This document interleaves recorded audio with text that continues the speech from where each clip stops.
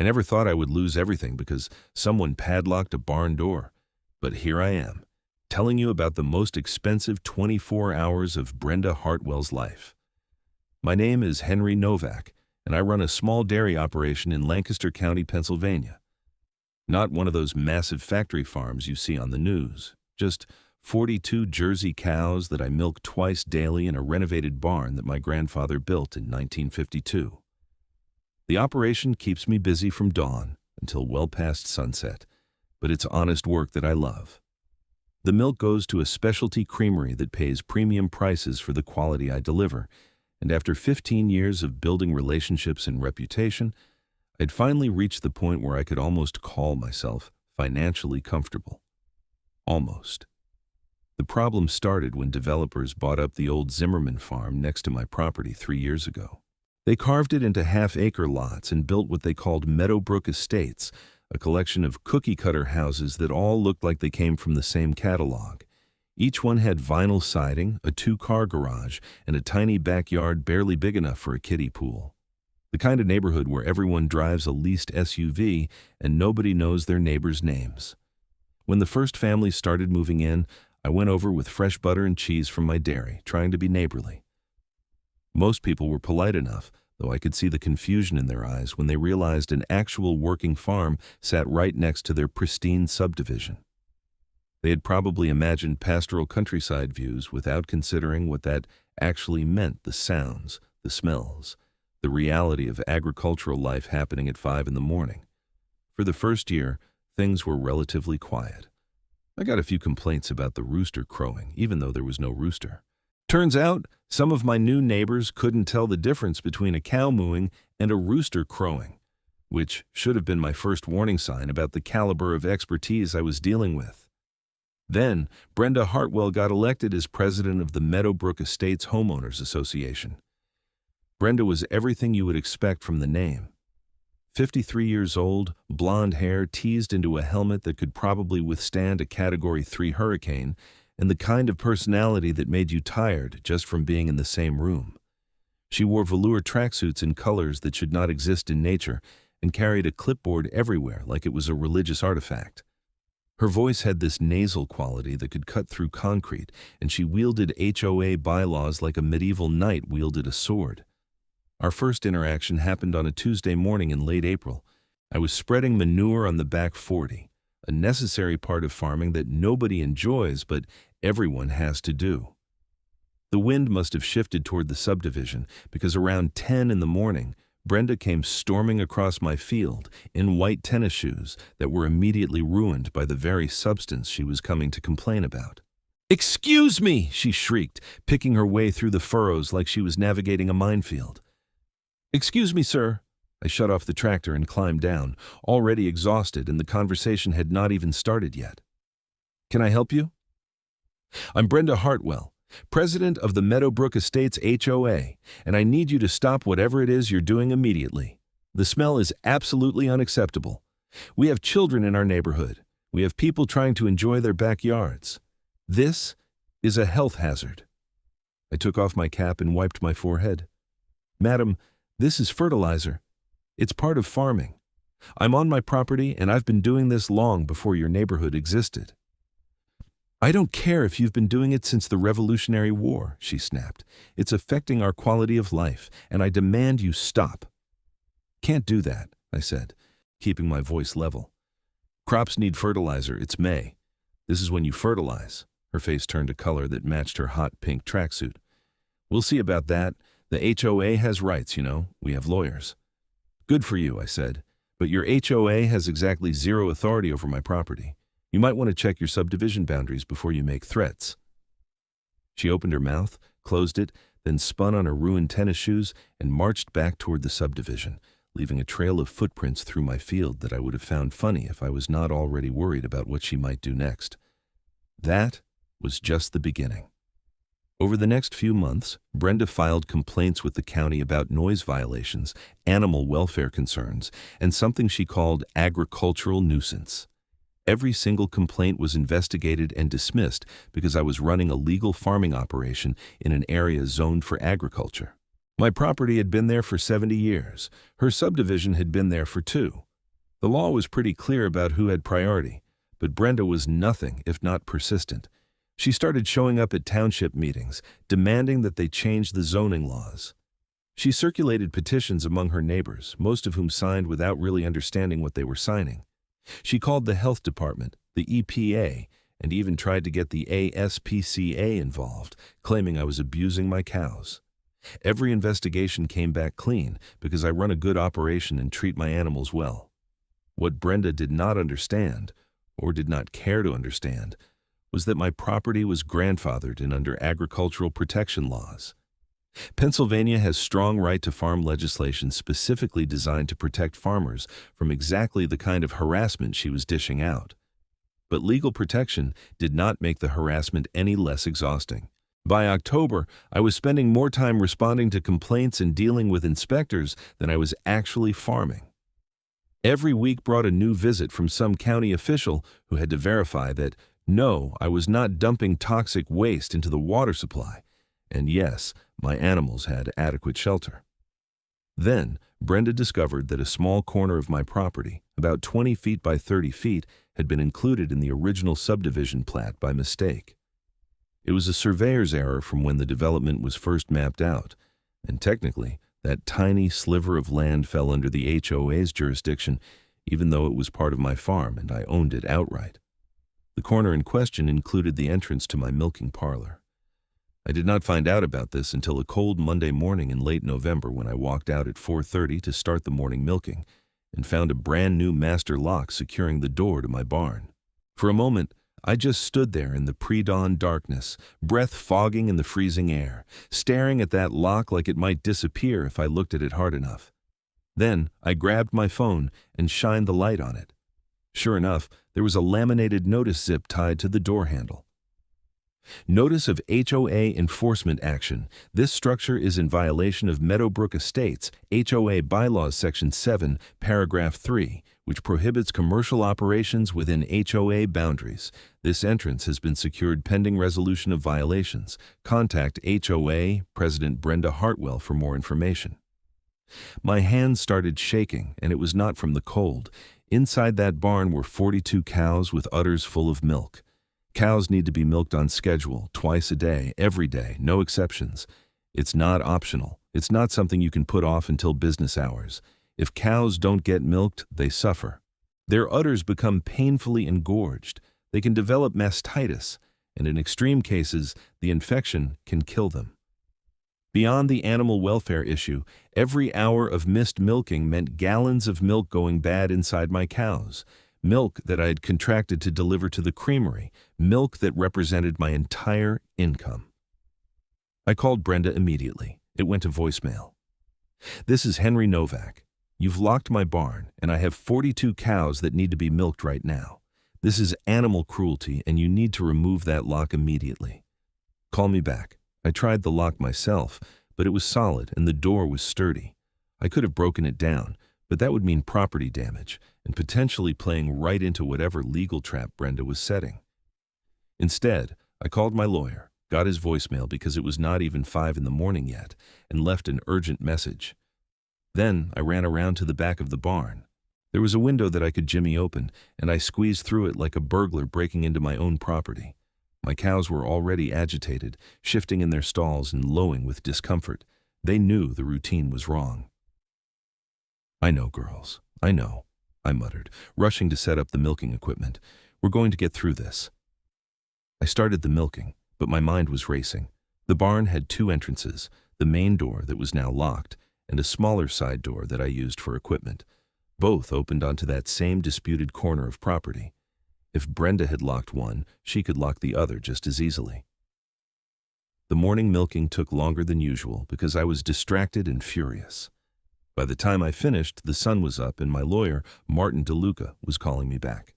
"Henry, what's going on?" I explained the situation while I worked on getting the milk transferred to the cooling tank. "Martin, she's locked me out of my own barn. I've got 42 animals depending on me and she's treating this like it's a game." "Did you get through to do the milking?" "This time, yeah, through a window. But I've got to do this again in 12 hours and then again tomorrow morning and the morning after that. I can't climb through a window twice a day indefinitely." And what happens if she boards up that window? What if she calls the cops and says I'm trespassing? Martin was quiet for a moment. The property dispute is real. I'm looking at the plat now, and she's technically correct that the entrance falls within the subdivision boundaries. But she can't interfere with your access to your own property and your animals. This is agricultural interference at minimum, potentially criminal mischief, and definitely animal welfare concern. I'm going to file an emergency motion for a temporary restraining order and access injunction. But Henry, that's going to take time. We might not get a hearing until Wednesday at the earliest. Wednesday? Martin, it's Monday morning. That's 2 full days of milkings. If I can't access my barn properly, if something goes wrong with the equipment I can't get to, if there's an emergency with one of my cows, I understand. Document everything. Take photos, videos, keep records of every attempt to contact the HOA. If you have to access through the window, do it, but film yourself doing it so there's proof you're not damaging property unnecessarily. And Henry, start calculating your losses. Every hour of disruption, every bit of extra expense, every gallon of milk that doesn't meet quality standards because you're working under duress, document all of it. I spent the rest of Monday trying to reach Brenda and getting nowhere. I called the police non-emergency line, and they sent an officer out who looked at the situation and basically shrugged.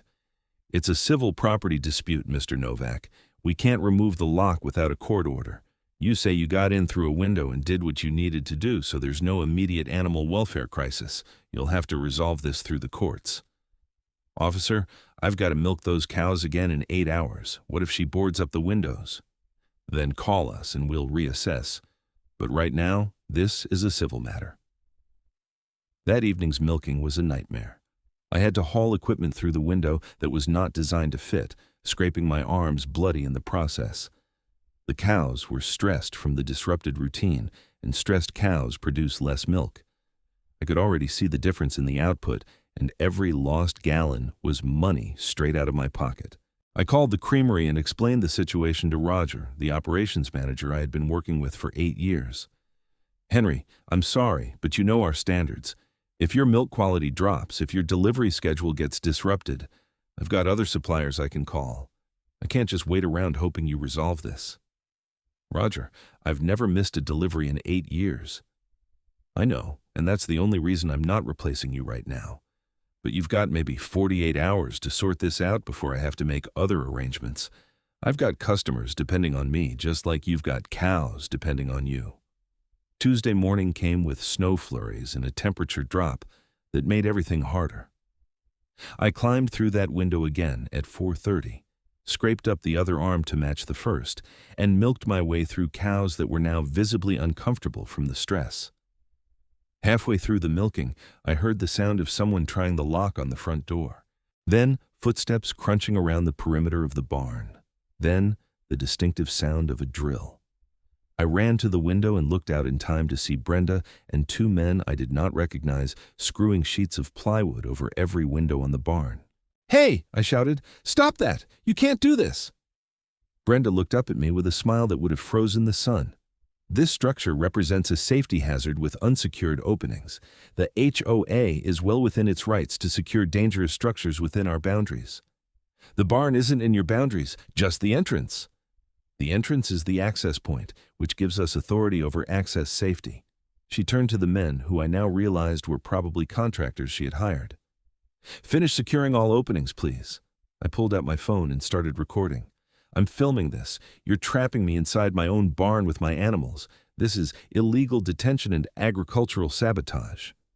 "You're trespassing in a structure accessed through HOA property," Brenda countered, not even bothered by the camera. "You can leave through the door anytime you remove your illegal commercial operation from HOA jurisdiction." The contractors finished boarding up the windows, including the one I'd been using. They left me inside with my cows and the dim light from the LED fixtures, and I heard the sound of their truck driving away. I called Martin immediately. "They've boarded me in. I'm trapped inside my own barn." "Can you get out?" "Yeah, if I break down the door or rip off the plywood, but then she's got me for property destruction." Henry, forget the property destruction angle. You need to get out, and we need to escalate this immediately. This is false imprisonment. Call 911. Tell them you're being held against your will in a structure by HOA action. This just became a criminal matter. I called 911, and this time the response was different. 2 squad cars showed up within 15 minutes, and the officers took the situation seriously when they realized someone had physically trapped me inside a building. I had to break through the plywood on one window to get out, which took a crowbar and more effort than it should have. When I finally emerged, Officer Patricia Morrison took my statement while her partner, Officer James Chen, took photos of the lock, the boarded windows, and the scrape marks on my arms. Mr. Novak, has the HOA president been served with any legal notices about this dispute? My lawyer filed for an emergency hearing. I don't know if she's been served yet. Officer Morrison exchanged a glance with her partner. We're going to go have a conversation with Ms. Hartwell about false imprisonment and agricultural interference. In the meantime, you're within your rights to maintain access to your property and animals. If you need to remove that lock or those boards to care for your livestock, do what you need to do. We'll document that you're acting under duress to prevent animal suffering. They left, and I got back to work. But the morning milking had taken 3 hours instead of the usual 90 minutes, and I was already behind on everything else that needed to happen on a farm. I still had to feed the cows, clean the stalls, check the equipment, and handle the 100 other tasks that make up a farming day. By the time the evening milking rolled around, I was running on pure stubbornness and anger. I had removed the plywood from one window and propped it open, creating an access point that was awkward but functional. The lock on the main door remained, and I had not touched it, despite wanting to cut it off with bolt cutters.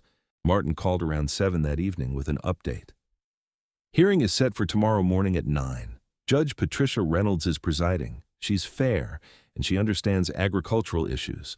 I've prepared documentation of the access interference, the animal welfare concerns, and the false imprisonment incident. How are your cows doing? Stressed. Milk production is down about 15%. Quality is still acceptable but declining. If this continues much longer, I'm going to start seeing mastitis cases, and then I'm looking at veterinary bills and potentially losing animals. Document everything, Henry. Every symptom, every loss, every extra expense. Brenda Hartwell is about to learn that farming isn't a game, and interfering with agricultural operations has serious consequences. Wednesday morning arrived with freezing rain that made everything miserable. I did the milking through my jerry-rigged window access, and by the time I cleaned up and drove to the courthouse, I looked exactly like what I was. A farmer who had been sleeping 3 hours a night and dealing with harassment while trying to keep animals alive. Brenda showed up looking like she was ready for a garden party, velour tracksuit replaced by a pink pantsuit that probably cost more than I made in a month. She had 3 people with her, a lawyer in an expensive suit, and 2 other HOA board members who kept shooting nervous glances at me. The courtroom was small, and Judge Reynolds got right to business. She was in her 60s, gray-haired, and had the no-nonsense demeanor of someone who had seen everything twice and was not impressed by any of it. "Let me make sure I understand this correctly," she said after hearing opening statements from both lawyers. "Ms. Hartwell, you locked Mr. Novak's barn because the entrance is technically within HOA boundaries, according to a surveyor's error from the original development plat." Brenda's lawyer, a man named Gerald Thompson, stood up. "Your Honor, the HOA bylaws clearly prohibit commercial operations within subdivision boundaries. Mr. Novak's dairy operation constitutes a commercial enterprise, and therefore..." "Mr. Thompson, I'm familiar with HOA bylaws, and I'm also familiar with Pennsylvania agricultural protection statutes. Mr. Novak's property is zoned agricultural and predates your subdivision by several decades. The fact that a surveyor made an error doesn't suddenly give the HOA authority over a working farm." She turned her attention to Martin. "Mr. DeLuca, what's the animal welfare situation?" Martin presented the documentation, photos of my scraped arms, the boarded windows, veterinary statements about the stress impact on dairy cows, and my production records showing the decline. "Your Honor, Mr. Novak has 42 dairy cows that require milking every 12 hours without exception. The HOA's actions are causing direct harm to livestock and interfering with protected agricultural operations. We're requesting an immediate injunction requiring removal of the lock and any barriers to barn access, plus damages for lost production and additional expenses incurred. Judge Reynolds looked at Brenda. Ms. Hartwell, did you physically trap Mr. Novak inside his barn by boarding up the windows while he was inside? Thompson started to answer, but the judge held up her hand. I asked Ms. Hartwell. Brenda stood up, chin high. The structure had unsecured openings that represented a safety hazard. The HOA has a responsibility to maintain safe conditions within our boundaries. That's not what I asked. Did you board up windows while Mr. Novak was inside the barn, knowing he would be trapped? A long pause. The contractors may have been unaware he was inside. That's not a denial. Judge Reynolds made a note on her papers. Here's my ruling. The lock comes off immediately. All barriers to barn access are removed immediately. The HOA is enjoined from any further interference with Mr. Novak's agricultural operations, pending full resolution of the property boundary dispute, which will be scheduled for a full hearing next month. The HOA is also ordered to pay Mr. Novak's legal fees for this emergency motion, and I'm awarding preliminary damages of $5,000 for interference with agricultural operations. If there are additional losses, Mr. Novak can present those at the full hearing. Any violation of this injunction will result in contempt charges. Am I clear? Thompson tried one more time. Your Honor, the HOA's property rights. Mr. Thompson, a surveyor's error doesn't create property rights that supersede state agricultural protection laws. Your client locked a farmer out of his barn in the middle of dairy operations. If those cows had suffered, if any of them had died from missed milkings, Ms. Hartwell would be facing animal cruelty charges right now. She should be grateful she's only facing a damages award and legal fees. We're done here. Remove that lock today. I left the courthouse feeling like I could breathe for the first time in 3 days. Martin walked out with me, and we stood in the freezing rain for a moment. That went well, he said. But Henry, this isn't over. The property boundary dispute is real, and even though you won this round, Brenda doesn't strike me as the type to back down. I just need to get back to farming, I said. I'll deal with whatever comes next when it comes. I got home to find the lock removed and the plywood taken down from the windows. A contractor's truck was just pulling away, and I could see Brenda's car parked in the subdivision, watching. I ignored her and went into the barn through the front door, the way I was supposed to, and checked on my girls. They were calmer already, sensing that the routine was returning to normal. I did the evening milking in the proper amount of time, using proper equipment through the proper entrance. The milk production was still down, but I could see it would recover. What I did not realize was that Brenda had already planted the seeds for the disaster that would come next. Thursday morning started normally. I did the morning milking, delivered to the creamery, and came home to work on fence repairs that I had been neglecting during all the drama. Around noon, I got a call from my neighbor to the north, Bill Patterson, who ran a small beef cattle operation. Henry, I just got a call from the county zoning office.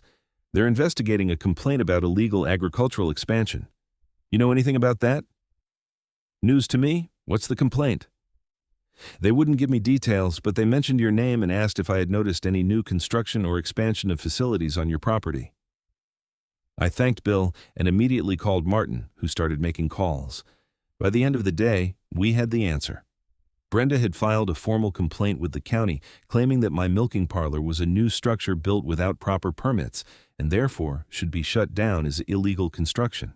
The fact that the barn had been there since 1952 and the milking parlor had been operating for 15 years apparently did not matter to her. She was throwing everything at the wall to see what would stick. The county sent an inspector out on Friday. I showed him the original construction records from my grandfather's time, the permits from when I had renovated and updated the milking equipment, and the agricultural exemptions that covered everything I was doing. The inspector, a tired-looking man named Doug Phillips, sighed as he made notes. Mr. Novak, I can see everything is in order here, but I still have to file a full report, and the complaint process means there will be a review period. During that review, there's technically a hold on operations. Doug, I can't stop milking cows. That's not how dairy farming works. I understand, and I'm going to note that in my report. The hold probably won't be enforced given the nature of your operation, but the complaint has to go through the process. Expect this to take 2 to 3 weeks. 2 to 3 weeks of uncertainty, of Brenda having another avenue to harass me, of more legal fees and more documentation and more time spent defending my right to farm instead of actually farming. November turned into December, and the full hearing on the property boundary dispute was scheduled for the first week of January. Meanwhile, Brenda filed 3 more complaints, one with the EPA about runoff, one with the health department about milk safety, and one with the township about road damage from my trucks. Every complaint was investigated, every complaint came back clean, and every complaint cost me time and money and peace of mind. The stress was getting to me. I was sleeping 4 hours a night, spending more time on paperwork than farming, and watching my savings drain away into legal fees. Martin was doing his best to keep the costs down, but defending against constant harassment was expensive. Then, on a Friday night in mid-December, Brenda made her biggest mistake. I was finishing up the evening milking around 7 when I heard vehicles pulling up outside.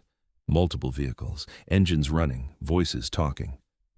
I stepped out of the barn to see 3 trucks from the subdivision's landscaping company, the one the HOA hired for common area maintenance, and they were installing a chain-link fence right across the entrance to my barn. I walked over to where the work crew was setting posts. "What are you doing?" The crew chief, a young guy in his 20s, looked uncomfortable. "We got a work order from the HOA to install a security fence around this section of property. It's within the subdivision boundaries, so you're fencing off my barn entrance again?" "Man, I just work here. I do what the work order says." I called Martin again, but it was after 7 on a Friday night and he did not answer. I called the police, and Officer Morrison came out for what felt like the 100th time. "Mr. Novak, didn't the judge issue an injunction against interfering with your barn access?" "She did. This is violation of that injunction."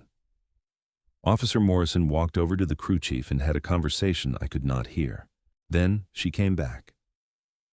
"The work order was issued by the HOA president. The crew is just doing what they were hired to do, so I'm not going to charge them with anything, but I've told them to stop work pending legal clarification. However, they've already set 4 posts, and those are now in the ground." I looked at the posts, each one set in concrete, creating the beginning of a fence line that would completely block vehicle access to my barn. I could still get in on foot, but I could not get equipment in, and I could not get the milk truck in for pickups. "Officer Morrison, I've got a milk pickup scheduled for tomorrow morning at 6. If that truck can't access my barn, I've got 3 days of milk that will go bad. That's approximately 800 gallons. The creamery will drop me as a supplier, and I'll be out of business." She sighed. "I'll file a report about the injunction violation, and I'll note the urgency. But Mr. Novak, I can't remove those posts without a court order, and you're not going to get a court order on a Friday night." After she left, I stood there in the dark, looking at those 4 fence posts, and I made a decision. I went back into the barn, got my tractor, attached the front loader, and pulled those posts out of the ground one by one. Then I dragged them to the side of the property line and left them there. If Brenda wanted to charge me with property destruction, so be it. I was done playing by rules that only seemed to apply to me. Saturday morning, the milk truck came and went without incident. I spent the rest of the weekend waiting for the police to show up with charges, but nothing happened. Apparently, Brenda was regrouping. Martin called me Monday morning. "Henry, I've got good news and bad news. Good news is that the fence installation is a clear violation of the injunction, and I'm filing contempt charges against Brenda Hartwell personally. Bad news is that your removal of the fence posts is technically property destruction, and the HOA is filing charges." "Let them. I'm done being nice." "I understand your frustration, but Henry, you need to be strategic here. Every time you do something that can be painted as aggressive or destructive, you lose credibility with the judge. I know it feels good to fight back, but we need to fight smart. Martin, she's trying to destroy my livelihood. At what point do I get to defend myself? You defend yourself in court with documentation and evidence. Trust me on this." The contempt hearing for Brenda's fence installation was scheduled for the same day as the full property boundary hearing in early January. The winter holidays passed in a blur of milkings and legal preparations and constant anxiety. On New Year's Eve, while everyone in the subdivision was probably toasting champagne and making resolutions, I was in the barn with my cows, checking for signs of mastitis and calculating how much money I had left before I would have to start selling assets. The numbers were not good. Between legal fees, lost production, and the stress-related health issues in my herd, I was down nearly $30,000. The $5,000 in damages from the first hearing barely made a dent. January 4th arrived cold and clear. The full hearing was scheduled for 10 in the morning, and Martin had prepared a comprehensive case. We had documentation of every complaint, every harassment incident, every dollar of lost revenue and additional expense. We had veterinary reports on the stress impact to my herd. We had production records showing the decline. We had testimony lined up from Roger at the creamery about the threatened loss of my contract. What we did not have was a clear resolution to the property boundary issue itself. That surveyor's error was real, and technically, about 20 feet by 30 feet of what I thought was my property did fall within the subdivision plat. The question was what that meant legally.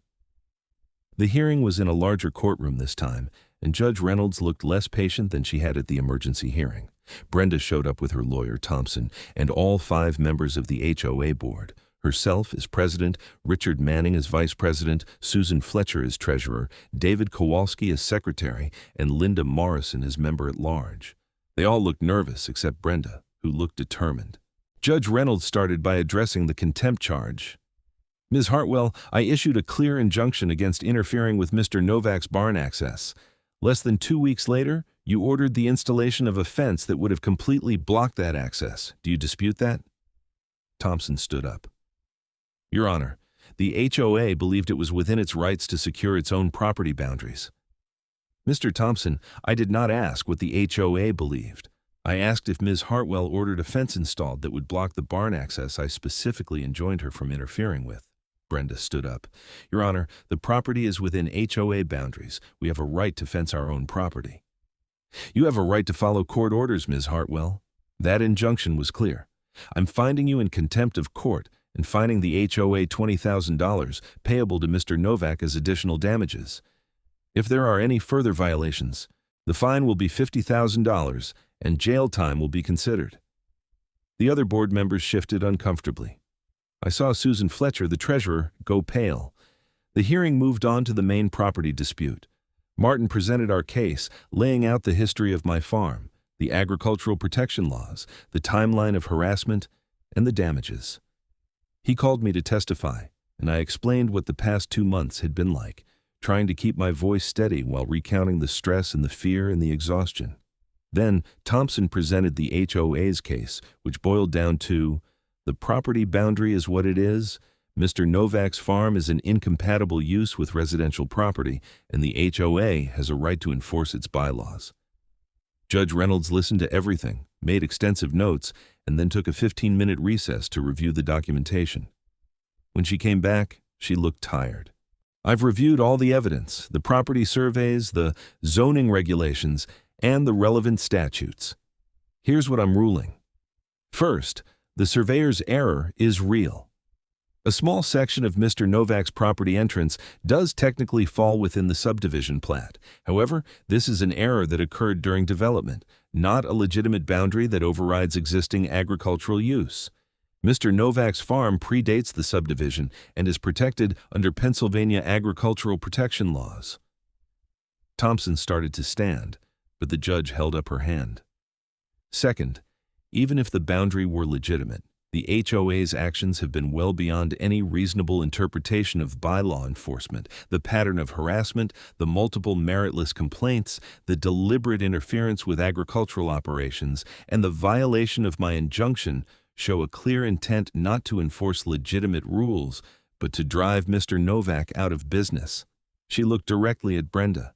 Ms. Hartwell, I don't know if you understand the severity of what you've done. Dairy farming is not a 9-to-5 job that can be paused while you play legal games. Those animals depend on Mr. Novak for their welfare. When you locked that barn, you didn't just inconvenience him, you endangered 42 living creatures. The fact that you did it again with the fence, after I explicitly ordered you not to, shows either a profound disrespect for this court or a stunning lack of understanding about agriculture, possibly both. Brenda's face was red, but she kept her mouth shut. Bearer, here's my ruling. The property boundary will be corrected through a new survey at the HOA's expense. Any portion of the entrance that falls within the corrected subdivision boundary will be subject to an easement granting Mr. Novak full access rights in perpetuity.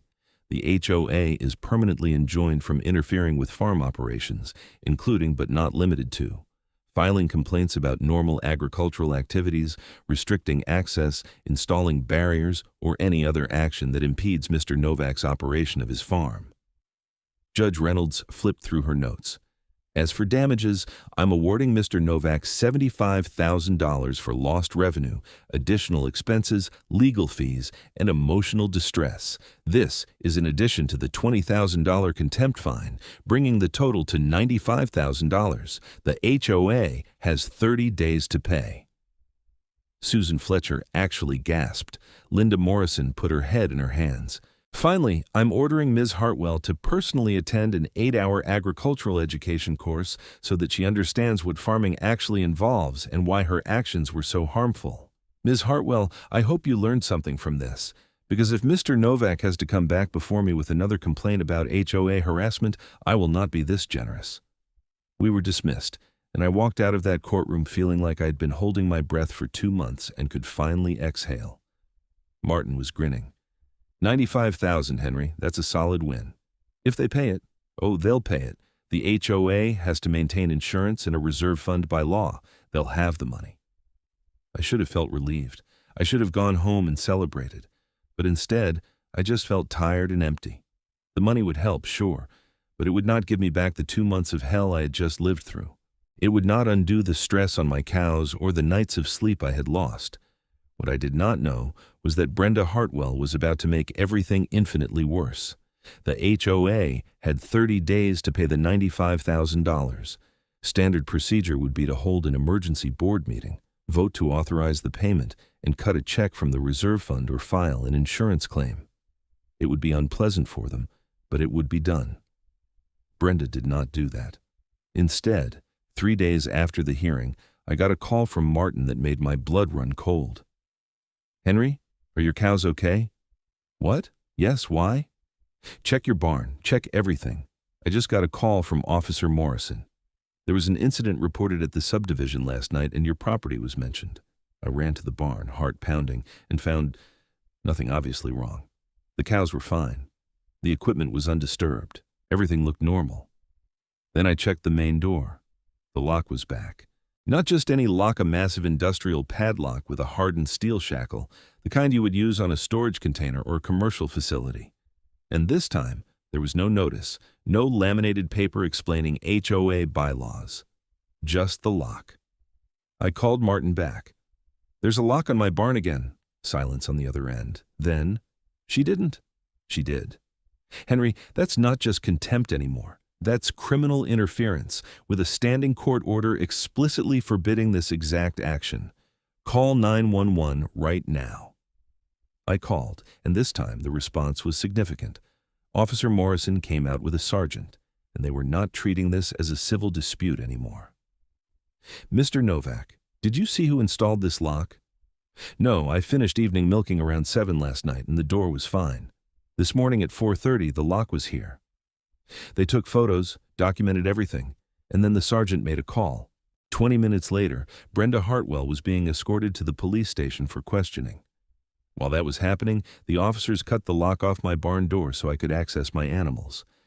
Mr. Novak, we're going to station an officer here for the next few days to prevent any further interference. This has gone beyond a property dispute. This is targeted harassment with intent to harm your livelihood and potentially your animals. I did the morning milking with a police car parked in my driveway and tried to process what was happening. Brenda had actually done it again, despite a direct court order, despite the contempt finding, despite everything. Martin called around noon. Brenda's been charged with criminal contempt, criminal mischief, and agricultural interference. There's also a potential animal cruelty charge being reviewed by the DA. She's being arraigned this afternoon. What does that mean for the $95,000? That's still owed. But Henry, there's something else. I've been looking into the HOA's finances because I wanted to make sure they could actually pay the judgment. I found something interesting. What? The HOA's reserve fund is significantly depleted. They should have around $200,000 in reserves for a subdivision that size, but they're showing less than $40,000. Where did the money go? That's what I'm trying to figure out. Susan Fletcher is the treasurer, and I've subpoenaed the financial records. But Henry, if the HOA can't pay the judgment, we have options to go after the board members personally, especially if there's been financial mismanagement. That afternoon, Brenda was arraigned and released on bail with a condition that she could not come within 500 feet of my property. The criminal charges were serious enough that she was looking at potential jail time. But the story that was really developing was happening in the subdivision. When word got out that the HOA owed $95,000 in damages and fines, and that Brenda had been arrested for violating the court order, the residents of Meadowbrook Estates started asking questions. The HOA held an emergency meeting on Saturday, January 10th, and from what I heard through the grapevine, it was explosive. Bill Patterson, my neighbor, had a friend who lived in the subdivision and gave me the summary. Henry, they're tearing that board apart. Apparently, the HOA dues were raised twice in the past year, and nobody could get a straight answer about where the money was going. Susan Fletcher tried to explain the reserve fund situation, and people started demanding to see the books. It got ugly. On Monday, Martin called with an update that explained everything. Henry, you're not going to believe this. I got the HOA financial records, and it's a disaster. Brenda has been using HOA funds to pay for the legal campaign against you. All those complaints, all those filings, all the lawyer fees, Thompson doesn't work cheap. It's been coming out of the HOA reserve fund and special assessments that she pushed through without proper authorization. Is that legal? Absolutely not. HOA funds are supposed to be used for maintenance, improvements, and legitimate legal issues involving the subdivision as a whole. Using them for a personal vendetta against a neighbor is misappropriation at best, embezzlement at worst, and it gets better or worse depending on your perspective. The fence installation that violated the injunction? She paid for that with HOA funds too, never got board approval, and never told the other board members about the injunction in the first place. So the other board members didn't know what she was doing? Some of it, yes. The initial complaints and the first legal actions were approved by the board, but the escalation, the lock, the fence, the repeated violations after court orders, that was all Brenda acting alone and hiding what she was doing. Richard Manning, the vice president, is talking to investigators and saying he had no idea about half of this. The following week brought revelation after revelation. Susan Fletcher, the treasurer, resigned and cooperated with investigators, providing documentation that showed Brenda had forged board approval signatures on multiple financial authorizations. David Kowalski, the secretary, resigned the same day, claiming he had tried to raise concerns about Brenda's behavior, but was shut down. Linda Morrison held a press conference, literally a press conference, because by this point local news was covering the story where she declared that she had voted against the initial complaints about my farm and had been trying to remove Brenda as president for months. Only Richard Manning stood by Brenda, insisting that the farm was a nuisance and the HOA had every right to take action. His loyalty lasted exactly 3 days, until investigators found email evidence showing that Brenda had promised him a discount on HOA dues in exchange for his support. Then he resigned too. By the end of January, the Meadowbrook Estates HOA board was completely disbanded. The subdivision residents voted in an emergency election to install an interim board with a single mandate, clean up the financial mess and figure out how to pay the court judgment. The new board president was a retired accountant named Margaret Yang, who took one look at the books and immediately filed a report with the state attorney general's office about potential embezzlement. Martin called me on February 1st with the bombshell. Henry, the interim HOA board wants to settle with you directly. They've offered to pay the $95,000 in damages, plus an additional $25,000 for your trouble and to cover any future legal fees if there are further issues. In exchange, you agree not to pursue any additional claims against the HOA or the former board members personally. What about Brenda? She's facing criminal charges that have nothing to do with your settlement. Your agreeing not to pursue civil claims doesn't affect the criminal case. And Henry, between you and me, you should take this settlement. The HOA's finances are a mess, and if you try to squeeze more money out of them, you'll just be hurting the residents who had nothing to do with Brenda's vendetta. I thought about it. $120,000 would more than cover my losses and give me a cushion to rebuild. The residents of Meadowbrook Estates had not asked for any of this. They had just bought houses and found themselves stuck with a psychotic HOA president. I'll take the settlement, but I wanted in writing that the easement for barn access is permanent and irrevocable, recorded with the county, and enforceable even if the subdivision changes ownership or management. I'll make it happen. The settlement was finalized on February 15th. The check cleared 3 days later, and for the first time in months I could breathe without anxiety crushing my chest. But the story was not over for Brenda Hartwell and the former HOA board. The state attorney general's investigation into HOA finances revealed that Brenda had misappropriated nearly $140,000 in total over 2 years. Some of it went to legal fees for her campaign against me, but a significant portion had gone to personal expenses that she had disguised as HOA business, landscaping for her own house billed as common area maintenance, furniture purchases listed as clubhouse improvements, even though the subdivision did not have a clubhouse, and even a vacation to Hawaii that she had somehow categorized as board training. Richard Manning had received about $15,000 in various kickbacks and special treatments. Susan Fletcher, as treasurer, was initially investigated, but ultimately cleared when it became obvious that Brenda had been forging her signature and hiding transactions from her. David Kowalski and Linda Morrison were never charged with anything. Brenda's criminal trial for contempt, criminal mischief, and agricultural interference was scheduled for May. But before that trial could happen, the embezzlement charges came down in March, and suddenly, Brenda was facing serious felony charges with potential prison time. Her lawyer, Thompson, dropped her as a client after she failed to pay his bills. She ended up with a public defender and a very weak case given the documentary evidence against her. The criminal contempt and agricultural interference trial happened first in early April. I had to testify, walking the jury through the timeline of harassment, the locks, the fence, the violations of court orders. The prosecutor presented it as a clear-cut case of someone who believed she was above the law and could ignore court orders because she did not like her neighbor's profession. The jury deliberated for 2 hours and came back with guilty verdicts on all counts. Sentencing was delayed pending the embezzlement trial, which happened in June. That trial was longer and more complex, involving forensic accountants and detailed financial records and testimony from multiple HOA members about how they had been deceived. I attended part of that trial, sitting in the back of the courtroom and watching Brenda's defense fall apart. Her attorney tried to argue that she had genuinely believed her actions were in the HOA's best interest, that she had not intended to embezzle, that the financial irregularities were mistakes rather than crimes.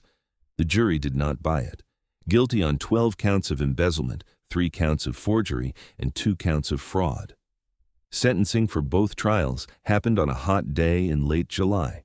I drove to the courthouse and sat through the proceedings, watching as Judge Reynolds, who was handling the criminal contempt sentencing, and Judge Michael Patterson, who was handling the embezzlement sentencing, conferred about appropriate consequences for someone who had committed crimes in 2 separate jurisdictions over related matters. In the end, Brenda Hartwell was sentenced to 4 years in state prison for the embezzlement charges, with an additional 6 months for the contempt and agricultural interference charges to be served concurrently.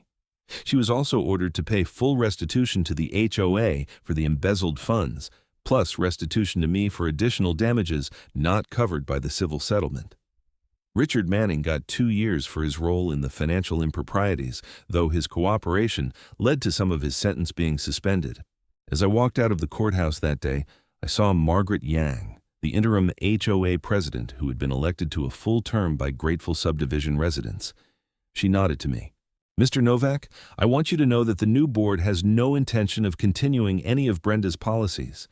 We've formally withdrawn all complaints against your farm, and we've issued a statement to all residents explaining that your operation is legal, protected, and not subject to HOA authority.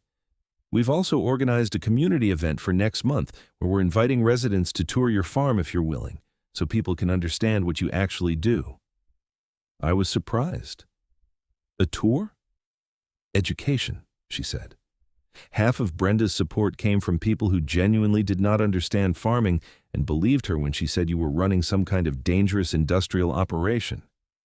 If people see that you're raising cows in clean conditions and producing quality milk, they'll understand why the law protects your right to farm. Plus, honestly, a lot of the kids in the neighborhood would love to see real cows. I thought about it and agreed. The tour happened in August, and about 40 people from the subdivision came through. Kids petted calves, adults asked questions about the milking process, and several people apologized for not speaking up sooner when Brenda had started her campaign.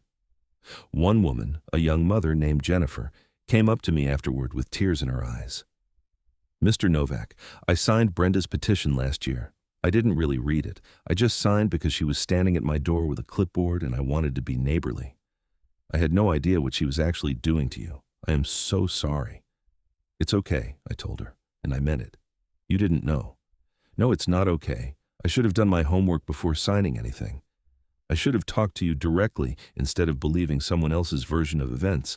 I'm going to do better." By fall, life had returned to something resembling normal. My cows had recovered from the stress of the previous year. Production was back up to expected levels. The creamery contract was secure, and Roger had even increased my orders because my quality had never wavered despite everything. The money from the settlement had replenished my depleted savings and given me enough cushion to make some improvements I had been putting off. I installed a new cooling system in the barn, upgraded some of the milking equipment, and even hired a part-time helper for the first time in years so I could actually take a day off occasionally. The subdivision and my farm learned to coexist. The new HOA board was professional and reasonable. When they needed to do maintenance work near the property line, they called me first to coordinate timing so it would not interfere with milking schedules. When I needed to spread manure, I sent them a courtesy email with the date so residents could plan accordingly. It was the kind of neighborly relationship that should have existed from the beginning. Brenda Hartwell went to prison in September. I did not attend that, did not need to see it. Justice had been served through the legal system, exactly the way it was supposed to work. The financial impact of her actions on the HOA was severe. The $120,000 they paid me, plus the legal fees from defending the various lawsuits, plus the cost of the investigation and the restitution orders, left the subdivision's reserve fund completely depleted. Residents had to approve a special assessment of $3,000 per household to rebuild the reserves, and HOA dues were increased by 30% for 3 years. Every household in Meadowbrook Estates paid the price for Brenda's vendetta against my farm. It was an expensive lesson about the importance of holding leaders accountable and questioning authority when it overreaches. For me, the biggest lesson was about resilience. There were times during that nightmare year when I had seriously considered giving up, selling the farm, and walking away from the life I had built. The harassment was so relentless, the stress so overwhelming, that quitting seemed like the easier path. But I had not quit. I had stood my ground, fought through the legal system, and protected my right to farm. And in doing so, I had not just protected my own livelihood, I had set a precedent that would make it harder for HOAs to bully other farmers in similar situations. Martin told me that several agricultural rights organizations had followed the case closely and were using it as an example in their advocacy work. The Pennsylvania Farm Bureau had reached out to ask if I would be willing to speak at a conference about right-to-farm issues. I had declined because public speaking is not my strength, but I appreciated that something positive had come from the struggle. On a cool evening in late October, I stood in my barn watching the sunset through the open door, the door that I could now use without fear of finding it locked in the morning. The cows were contentedly chewing their cud, the evening milking done, the equipment cleaned and ready for tomorrow. This was what I had fought for. Not the money, not the vindication, but this. The simple right to do honest work, to care for animals, to live the life I had chosen without someone else's arbitrary rules and petty grievances interfering. My phone buzzed with a text from Margaret Yang. "Henry, one of our residents wants to buy raw milk if you have any available. Can I give her your number?" I smiled and texted back, "Sure, happy to help." That was the real ending to the story. Not the dramatic courtroom victories or the prison sentences, but the quiet restoration of normal life. The ability to be a farmer and a neighbor, to have mutually respectful relationships with the people who lived nearby, to build community instead of tearing it apart. Brenda Hartwell had tried to destroy me because my farm did not fit her vision of what the neighborhood should be. She had wielded HOA bylaws like weapons and believed that determination and stubbornness could override law and common sense. She had been wrong, and in being wrong, she had destroyed her own life, ruined her co-conspirators, and bankrupted the HOA she claimed to be protecting.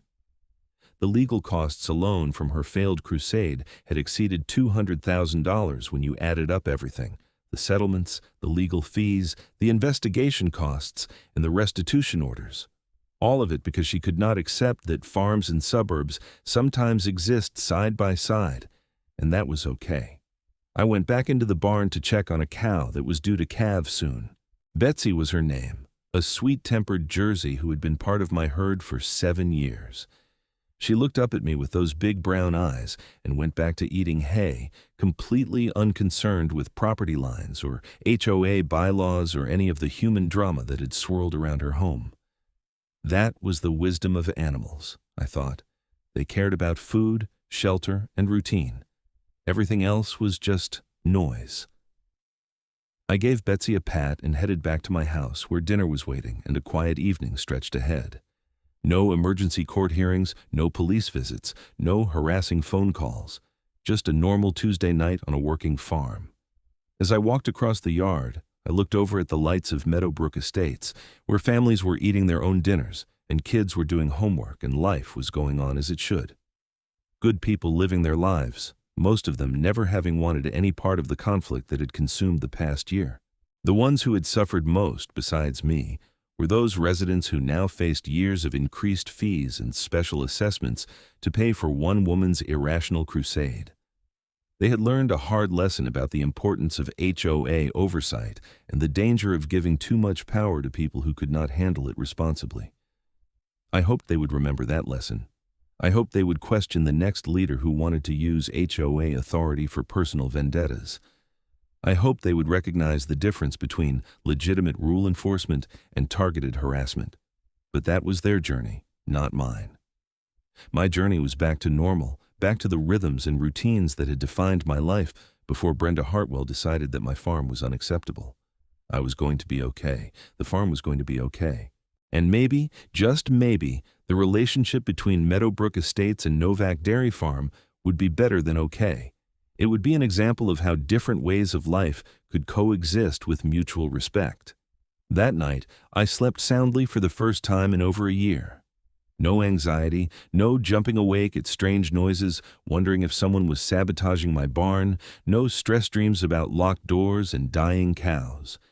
Just deep, restful sleep earned through honest work and the knowledge that justice, however slowly, had prevailed. When the alarm went off at 4:30 the next morning, I got up without resentment. Time to milk the cows, start another day, continue the work that my grandfather had started and that I hoped to pass on to someone else eventually. The barn door opened smoothly, no lock to cut off, no barriers to navigate. I flipped on the lights and the cows stirred in their stalls, recognizing the routine. Classical music played softly from the radio I kept in the barn. Studies showed it helped keep cows calm, and I had always found the practice charming. This was my life. This was what I had fought for and won.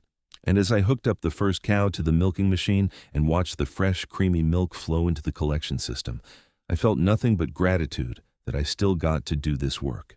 Brenda Hartwell was in prison. The HOA board that had enabled her was gone. The financial chaos she had created would take years to fully resolve.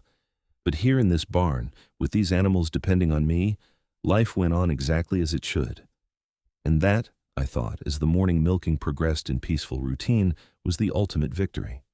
Not the money, not the court decisions, but this, the preservation of a way of life that had value and meaning, protected against those who would destroy it simply because they did not understand it. The sun rose over Lancaster County, painting the sky in shades of pink and gold. Another day on the farm had begun, and I was exactly where I belonged,